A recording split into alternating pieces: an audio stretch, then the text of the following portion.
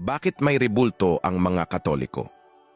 Kung bawal sa Biblia ang rebulto, bakit may rebulto ang simbahang Katoliko?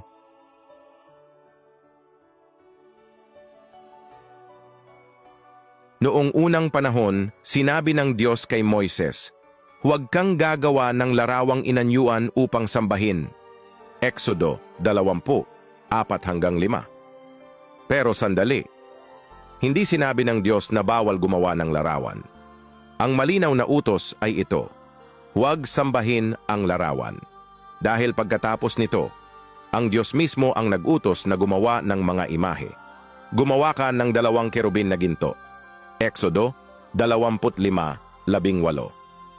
Mga rebulto ng anghel, inilagay sa kaban ng tipan, ang pinakabanal na lugar ng Diyos. Hindi sila sinamba, ginamit sila bilang paalala ng presensya ng Diyos. Pagdating sa templo ni Solomon, pinalamutian ng templo ng mga kerubin, palma at bulaklak. Hari 6:29. Ang bahay ng Diyos ay puno ng imahe, pero Diyos lang ang sinasamba. Isang araw sa disyerto, sinabi ng Diyos kay Moises, "Gumawa ka ng ahas na tanso, ang tumingin ay mabubuhay." Bilang 21, 8-9.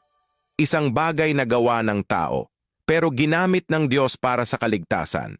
At nang dumating si Jesus, ang salita ay naging laman. Juan 1:14. Ang Diyos ay nakita, nahipo at nakilala. Kaya ang larawan ni Jesus ay hindi Diyos, kundi paalala kung sino ang sinasamba. Ang Katoliko ay hindi sumasamba sa rebulto. Ang sinasamba ay ang Diyos na kinakatawan nito. Gaya ng larawan ng mahal mo sa buhay, hindi papel ang mahal mo, kundi ang taong naaalala mo.